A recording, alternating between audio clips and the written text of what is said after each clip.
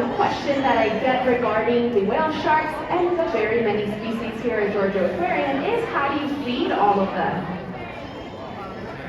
And the answer is, we have two different feeding processes here at Georgia Aquarium. The first is known as target feeding. Target feeding basically means that we have trained each of these larger individuals to recognize a symbol or sign as their feeding time. So we will insert that symbol into the pool, and then these individuals will recognize it, head to a designated area looking for the aquarist that's waiting to feed them. So the larger individuals are full all the time, so we make sure that they're not hungry enough to have to go after any of the other fish in here. Now that more pertains to things like our sharks and rays, but not including our mantas or our whale sharks. Now that's because these guys are filter feeders. So unlike many of the other species in here that are eating other fishes to live, these guys are actually feeding on things like plankton and krill, things that are super, super tiny. And that's because although their mouths will grow to, on average, be as wide as about 4 feet, their esophagus is only the size of a U.S. quarter. So again, these whale sharks in front of us literally cannot eat anything bigger than this.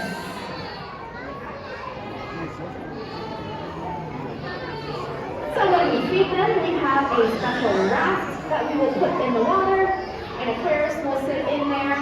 We have a long PVC pipe with a kind of red ball or red cup attached at the end that's full of plankton and krill that we'll go ahead and insert in the water.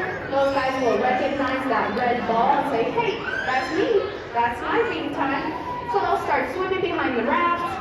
And the aquarist, in an attempt to encourage them to quote-unquote hunt for their food, will make them swim behind the raft a little bit before they actually give them the food, but they'll pour that directly into their mouth to make sure that none of the other fishes are eating their food. So that's target feeding. Then with broadcast feeding, some of you were able to witness it a few minutes ago. The aquarist went ahead and chucked in some dry fish food. And that dry fish food is for these smaller fish that we're seeing, so more in terms of the hundreds. So the aquarist will measure out how much weight in fish there is, how much food they should be eating, and they'll go ahead and add that to the exhibit. So this pool alone has 480 pounds of fresh food that goes in here a day.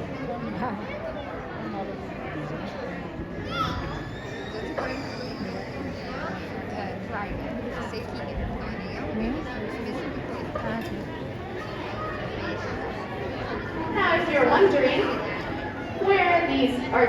how these whale sharks got here, they were actually shipped to us via UPS from Taiwan. And then they went ahead and were put in some 18-wheelers and came down I-285 like a lot of you did today.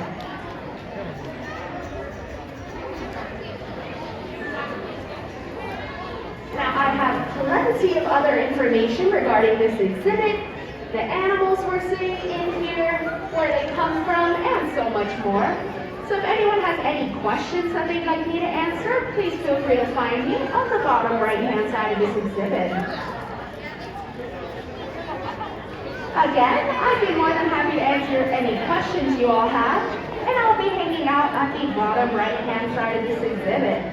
Anyone still trying to make it to that sea lion show has about 7 minutes before the doors close. So if you have sea lion tickets for 2:15, please make your way over to Pier 225. Thank you so much for joining me here today at Ocean Voyager. Have a great rest of your day.